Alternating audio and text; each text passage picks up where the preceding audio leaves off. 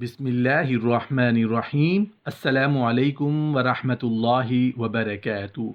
नहमदुहु व नुसल्ली अला रसूलिहिल करीम, अम्मा बाद। दो बहनों का एक साथ सोना क्यों मना है? दो बहनें एक बिस्तर पर क्यों नहीं सो सकती? मोहतरम नाजरीन, क्या आप जानते हैं कि रसूल अल्लाह सल्लल्लाहु अलैहि वसल्लम ने एक बिस्तर पर दो बहनों को सोने से क्यों मना फरमाया है? और साथ ही साथ सोने के आदाब भी आज की इस वीडियो का हिस्सा होंगे, लिहाजा वीडियो को आखिर तक ज़रूर देखिएगा। मोहतरम नाजरीन, अगर हम अपनी ज़िंदगी को ऐसे गुजारेंगे जैसा कि रसूल अल्लाह सल्लल्लाहु अलैहि वसल्लम ने हमें सिखाया है, सिखाया कैसे है? आप सल्लल्लाहु अलैहि वसल्लम ने अमली तौर पर करके हमें दिखाया भी है। अगर हम रसूल अल्लाह सल्लल्लाहु अलैहि वसल्लम की सुन्नतों और आप सल्लल्लाहु अलैहि वसल्लम के बताए गए तरीक़ों पर अमल करेंगे तो ना सिर्फ हमारी दुनिया के मामलात आसान होंगे बल्कि हमारी आखिरत भी अच्छी होगी और हमें रसूल अल्लाह सल्लल्लाहु अलैहि वसल्लम की रफ़ाकत भी हासिल हो जाएगी। मोहतरम नाजरीन, रसूल अल्लाह सल्लल्लाहु अलैहि वसल्लम ने ज़िंदगी के हर पहलू में हमारी रहनुमाई फरमाई है और एक कामयाब ज़िंदगी गुजारने का तरीका सिखाया है। यहाँ तक कि नींद की हालत को भी फरामोश नहीं किया, वो नींद जिसमें इंसान तकरीबन अपनी एक तिहाई ज़िंदगी गुजार देता है। इस्लाम ने उसके भी बहुत सारे आदाब और सुन्नतें ज़िक्र फरमाई हैं। जो शख्स उन पर अमल करेगा उसे सुकून और इत्मीनान की नींद नसीब होगी, परेशानी, बेचैनी और बेख्वाबी से निजात मिलेगी। सोने के आदाब में से एक अदब यह है कि जल्द से जल्द सोएं, बग़ैर ज़रूरत के इशा की नमाज के बाद जागने से परहेज़ करें। हज़रत अबू बरज़ा असलमी रज़ियल्लाहु ताला अन्हु से रिवायत है कि रसूल अल्लाह सल्लल्लाहु अलैहि वसल्लम इशा से कब्ल सोने को और इशा के बाद गुफ्तगू करने को नापसंद करते थे। सोने का दूसरा अदब यह है कि इंसान दाईं करवट पर सोए, क्योंकि रसूल अल्लाह सल्लल्लाहु अलैहि वसल्लम दाईं करवट पर सोया करते थे। और हज़रत बरा बिन आज़िब रज़ियल्लाहु अन्हु को भी रसूल अल्लाह सल्लल्लाहु अलैहि वसल्लम ने दाईं करवट पर ही लेटने का हुक्म दिया है। दाईं करवट पर लेटना ही अफजल है, ख्वाह किबला की तरफ मुंह हो जाए या पीठ, या किबला दाएं हो या बाएं, दाएं करवट पर ही लेटना चाहिए कि इसका रसूल अल्लाह सल्लल्लाहु अलैहि वसल्लम ने हुक्म इरशाद फरमाया है। हज़रत अब्दुल्ला बिन उमर रज़ियल्लाहु अन्हु बयान करते हैं कि रसूल अल्लाह सल्लल्लाहु अलैहि वसल्लम ने इरशाद फरमाया, जब तुम्हारे बच्चे 7 साल के हो जाएं उन्हें नमाज पढ़ने का हुक्म दें, और जब 10 साल के हो जाएं तो उन्हें नमाज ना पढ़ने पर मारें और उनके बिस्तरों को अलग कर दें। अल्लामा महमूद रहमतुल्लाह अलैह अबू दाऊद की शरह में लिखते हैं कि उनके बिस्तर जुदा जुदा कर दो। इसका मतलब यह है कि उनके सोने की जगहें अलग अलग बनाओ, इसलिए कि जब वो 10 साल को पहुंचते हैं तो लोग बलूगत की अदना हद के करीब हो जाते हैं, उनकी शहवत ज़्यादा हो जाती है और उन पर फसाद खराबी का डर होता है। वली पर वाजिब है कि वो बच्चों के दरमियान सोने की जगहों में तफरीक डाले, अगरचे वो भाई हैं क्यों ना हों, जब वो 10 साल की उम्र को पहुंच जाएं। रसूल अल्लाह सल्लल्लाहु अलैहि वसल्लम ने बच्चों को अलहदा बिस्तरों पर सुलाने का जो हुक्म आज से 1400 साल पहले दिया, आज की तरक्की याफ्ता मेडिकल साइंस और जिनसियात के माहिरीन न सिर्फ उसको तस्लीम करते हैं बल्कि उस पर जोर देते हैं, उसके फ़वाइद गिनवाते हैं और उससे लापरवाही बरतने पर बुरे अंजाम से डराते हैं। कहते हैं कि ज़रूरी है कि बच्चों को एक बिस्तर पर न सोने दिया जाए, क्योंकि जो बच्चे मुतवातिर एक बिस्तर पर सोते हैं उनके अंदर रगड़ और जिस्मानी मिलाप का मर्ज रूनुमा होता है और रफ्ता रफ्ता ये बच्चे जिनसी खेल खेलने लगते हैं।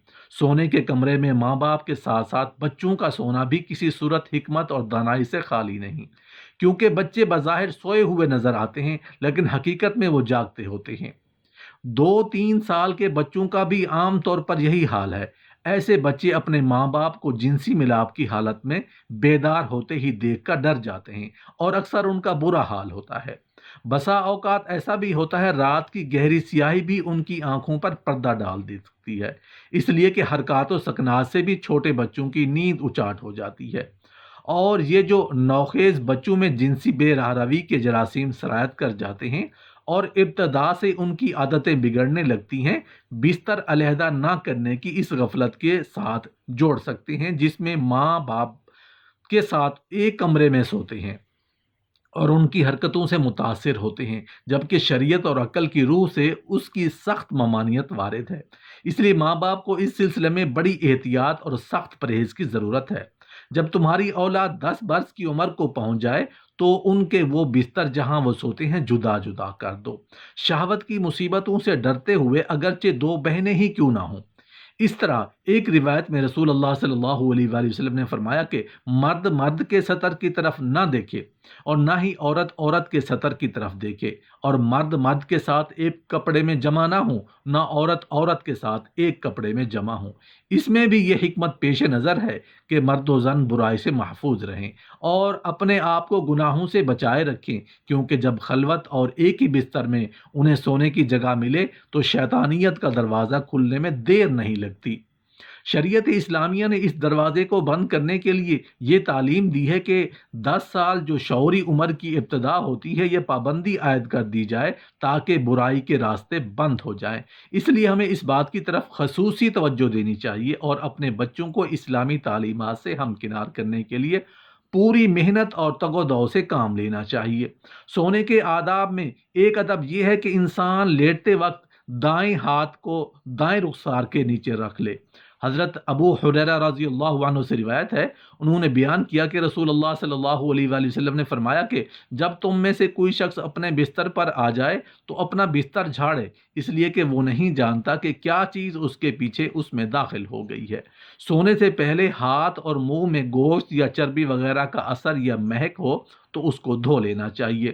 رسول اللہ صلی اللہ علیہ وآلہ وسلم نے فرمایا، جس کے ہاتھ میں گوشت یا چربی کی مہک کیا اس کا اثر موجود ہو تو اسے دھوئے بغیر سو گیا، پھر اسے کوئی مصیبت پہنچی تو وہ اپنے آپ کو ہی ملامت کرے۔ سونے سے قابل کھانے پینے کے برتنوں کو ڈھانپنا چاہیے۔ سونے سے قابل کھانے پینے کے برتنوں کو بسم اللہ کہہ کر ڈھانپیں۔ اگر کوئی چیز نہ ملے تو کم سے کم ایک لکڑی ہی صحیح بسم اللہ کہہ کر ان پر رکھ دیں، اس لیے کہ شیطان بند بازو کو اور ڈھکے ہوئے برتنوں کو نہیں کھولتا۔ سونے سے پہلے اگر چراغ بجھا دیں۔ حضرت جابر بن عبداللہ رضی اللہ عنہ سے روایت ہے کہ رسول اللہ صلی اللہ علیہ وآلہ وسلم نے فرمایا کہ رات میں جب تم سونے جاؤ تو چراغ بجھا دو اور دروازے بند کر دو۔ حضرت عبداللہ ابن عمر رضی اللہ عنہ کہتے ہیں کہ رسول اللہ صلی اللہ علیہ وآلہ وسلم نے فرمایا، سوتے وقت اپنے گھروں میں آگ کو جلتے ہوئے نہ چھوڑو۔ ایک اور روایت میں ہے کہ چراغ بجھا دو، کیونکہ بسا اوقات چوہا چراغ کی بتی کو بھڑکا کر گھر والوں کو جلا ڈالتا ہے۔ ایسی ہی چھت پر سونا منع ہے جس کے اطراف کوئی آڑ نہ ہو جو گرنے پڑنے سے روک سکے۔ رسول اللہ صلی اللہ علیہ وآلہ وسلم نے فرمایا، جو شخص ایسی چھت پر سوئے جس کے اطراف کوئی آڑ نہ ہو اور وہ اوپر سے گر کر مر جائے، اسے کوئی نقصان پہنچے تو وہ اللہ کی ذمہ داری سے بری ہے۔ اب ہم اپنی موضوع کی طرف آتے ہیں کہ رسول اللہ صلی اللہ علیہ وآلہ وسلم نے دو بھائیوں یا دو بہنوں کو ایک بستر پر سونے سے کیوں منع کیا ہے۔ محترم ناظرین، اسلاف انتہائی صاف ستھرا اسلام انتہائی صاف ستھرا اور پاکیزہ دین ہے۔ اس کے احکامات انتہائی عمدہ، تقوی، خوف باری تعالیٰ اور پاکیزگی پر مبنی ہے۔ اسلام جہاں ظاہری گندگی سے بچنے کی تلقین کرتا ہے، اس کے ساتھ ساتھ ایسے انتظامات مسلم معاشرے کو دیتا ہے جس سے ہر فرد کی روحانی تربیت بھی ہوتی ہے۔ اسلام نے والدین کے لیے جہاں انہیں خود گناہ کے کاموں سے بچنے کی تلقین کی ہے، وہاں پر ان کے بچوں کے لیے بھی احکامات صادر فرمائے ہیں۔ اللہ پاک سے دعا ہے کہ یا اللہ ہمیں نیک اور صالح اولاد عطا فرما جو صاحب اولاد ہیں، ان کی اولاد کو ان کی آنکھوں کی ٹھنڈک کا ذریعہ بنا۔ یا اللہ پاک جو لوگ بے اولاد ہیں ان کو نیک اور اولاد عطا فرما، اور ہمیں سب کی ایسی اولاد عطا فرما جو ہماری وفات کے بعد ہمارے لیے صدقہ جاریہ ہو۔ آمین یا رب العالمین۔